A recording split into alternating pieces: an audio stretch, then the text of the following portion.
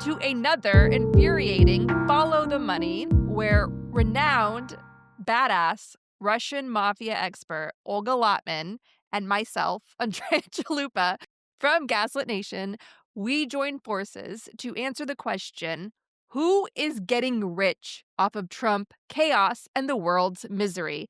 And in this extra rage-filled episode, you are about to find out who is enriching themselves off of the Kremlin's forced takeover of Ukraine that the Trump regime is gaslighting us, or the world, people who are not paying attention, into thinking is a legitimate peace plan proposal, when in reality, it's a cryptocurrency Middle East cash grab empowered by the Kremlin, basically trying to bribe the Trump regime and their children into selling Ukraine in exchange for infinite wealth, especially through crypto.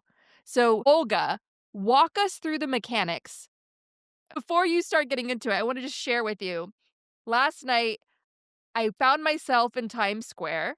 I was meeting with a friend visiting from Italy, and as I was heading home, I ran right smack into a bunch of Ukrainian kids, teenagers in their 20s, having a protest demanding the world's empathy, Ukrainian flags and signs everywhere. And I talked to the organizers, we exchanged emails, and I was thinking, where is the world? Where is everyone? Where are all of those hundreds of thousands of Russians that fled abroad when Putin lost his full-scale invasion 2 years ago? Why are these beautiful Ukrainian children on their own begging the world to stop killing their country? And so I am absolutely enraged with everything that Olga is going to break down for us.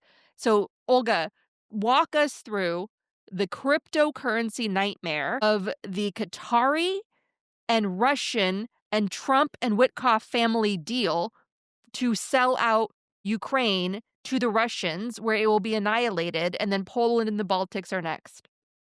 Well, before we get there, let's give a little background of what exactly happened. Russia continues its genocidal war against Ukraine. Every week, it's escalation. Russia's strategic targets are apartment buildings, playgrounds. A few weeks ago, it was a kindergarten where you saw horrific, scenes. I don't wish this on anyone in the world, of little kids, 5-year-olds, being freaking rescued out, and people running because Russia decided to bomb a kindergarten. And then we get to November 19th. And what Russia did was carry out again their large scale countrywide attack against Ukraine. And I'm going to zoom in specifically to a town, Chernobyl. And Russia sent 448, I believe, missiles hitting residential buildings, because Russia's strategic targets are not military, they are residential buildings. As a result, you had 3 children there, and altogether, I believe the latest death count is 6 children who died, little angels. And these were kids. One was under 1 year old. The rest were toddlers. You had altogether in Chernobyl 26 people as of last night who were dead, and people still buried in the rubble, which is a very common scene these days. And again, where is the world is beyond me, because this is happening every day, every single day. And you had people buried under the rubble. So this is the backdrop of what happened. At the same time, you have Axios coming out to report that Steve Witkoff, Trump's real estate, basically, I don't even know what he is, envoy, Kremlin asset. At this point, he has been a Kremlin asset, because I couldn't imagine anyone acting any different if they weren't serving the interest of the Kremlin. Axios came out with the reporting that Witkoff met with Putin's money man and messenger, Kirill Dmitriev, in Florida last month, and that they spent 3 days together huddling, basically to put together another surrender plan for Ukraine.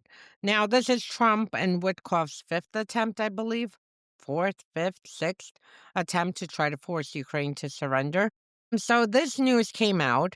Axios had this, secret plan being devised. And first of all, they put peace plan in the headline. And people really need to understand this really, like, out of all the things that infuriate me is the use of peace plan. Russia invaded a sovereign country. They know where the border is. They can get the hell out of the country and the war will be over. It could be over in a matter of minutes. All Putin has to do is give the signal.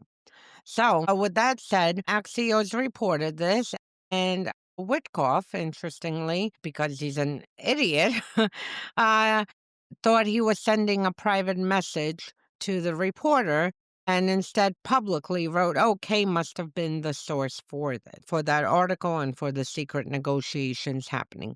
K stood for Kirill Dmitriev, Putin's money man. There were very, very, very public pictures of him and the representative from Florida, Luna, the latest collectible for the Russian, who Looney basically Luna, Looney Luna, who had a Matt Gaetz protege.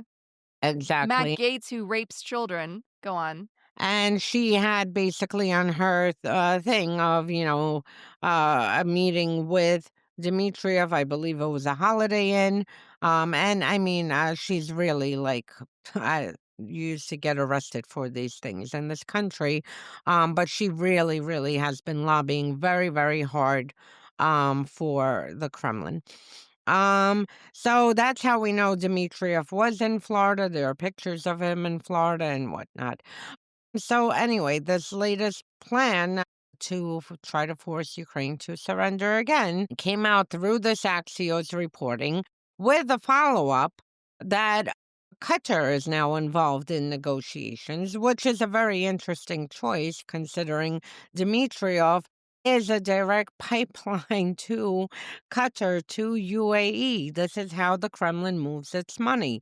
It moves it, he arranges the deals through investment, Middle Eastern investment funds and other vehicles to move Kremlin money. So that came out, and here we are. The plan is infuriating. Just to give a glimpse of it, it is basically Ukraine has to surrender all of Donbass and Crimea. And that's it, which, by the way, is not happening because constitutionally Ukraine cannot do this.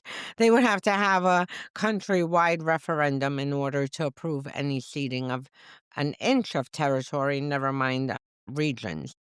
And I have to remind everyone Ukraine is a democracy, so Zelensky faces the people in Yeah. elections. And if he makes some sort of peace plan and declares the war over, whatever these concessions are, he will face an election and the people will vote him out. Election, he'll face being dragged out of the presidential palace, tied to a missile, and shipped to Moscow. No one would even wait for an election. He would be out of there quicker. As soon as the ink dries, he will be 100% true. he will be out of the country. Out, goodbye, get the hell Olga will out. be lighting the fuse. Yes, Yeah, no, absolutely. So, yeah, so Zelensky faces the people. yeah. Ukraine's a democracy. That is why they're giving their lives to keep staying a democracy. Go on. Yeah, and they have a constitution, and not one person, and not even the parliament can give away any territory, just like in the US. As much as Trump might want to give away, states to other countries, for I'm instance, fine with giving Florida and Texas to Mexico or whoever will take them, but go on. it would be great, but we still have a whole procedure, and it can be done from the president. It can be done alone from Congress. In Congress, there is a procedure, two-thirds votes, needed in order. And I mean, it's a whole procedure. Bottom line, it's a procedure. Same thing in Ukraine, it's a procedure. Zelensky has zero control over handing anything over. With that, handing Russia territories they don't fully occupy isn't enough. The plan would entail other international community and countries to recognize these territories, Ukrainian stolen territories, as Russian lawfully. Again, this is against international law. There is absolutely no country that is, normal, which the majority of the world is, that would say, gee, let's recognize stolen territories through a illegal genocidal invasion as legitimate, new territories acquired by Russia. That's not happening. Cutting the armed forces significantly to the point of basically neutering Ukraine's defenses, allow Russia to continue its full scale invasion and takeover, and cutting their arms, weapons. So again, this was written literally by the Kremlin. Witkoff, because he's so stupid, basically through his public tweet slash what he thought was a DM, acknowledged that Dmitriev is the architect of this plan. And furthermore, this is the same plan that was presented a few years ago by the Russians to Turkey when they attempted to do this. So you have Russia writing the foreign policy for Trump again,